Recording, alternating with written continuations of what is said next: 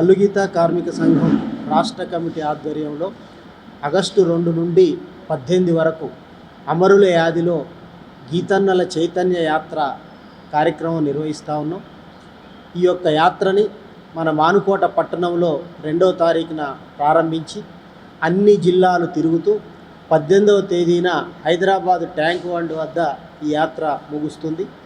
ఈ యాత్ర ప్రధాన ఉద్దేశం రాష్ట్ర ప్రభుత్వం గీతా కార్మికులకు ఇచ్చినటువంటి హామీలని అమలు చేయాలని చెప్పి డిమాండ్ చేయబోతున్నాం. అలాగే సంఘం కోసం పనిచేసినటువంటి అమరవీరులని యాది చేసుకోవడం కోసం ఈ యాత్ర చేస్తున్నాం.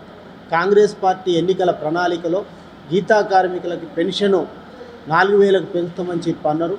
అట్లాగే ఎక్స్రేషియో 10 లక్షలకు పెంచుతామని చెప్పి అన్నారు. అలాగే తాటి చెట్టు నుంచి పడ్డటువంటి వాళ్ళకి నెల రోజుల లోపు ఎక్స్రేషియో ఇస్తామని చెప్పి అన్నారు. కానీ వీటిని పరిశీలిస్తే 30 నెలలు అయినప్పటికీ కూడా ఇంతవరకు ఒక్కరికి కూడా ఎక్స్రేషియో ఇవ్వలేదు. 5 నుంచి 10 లక్షలకు పెంచలేదు. పెన్షన్ 4,000కు పెంచలేదు. అందుకోసం మీరిచ్చిన మాట ప్రకారమే అవి హామీలు అమలు చేయాలని చెప్పి ఈ సందర్భంగా ప్రభుత్వాన్ని డిమాండ్ చేయబోతున్నాం.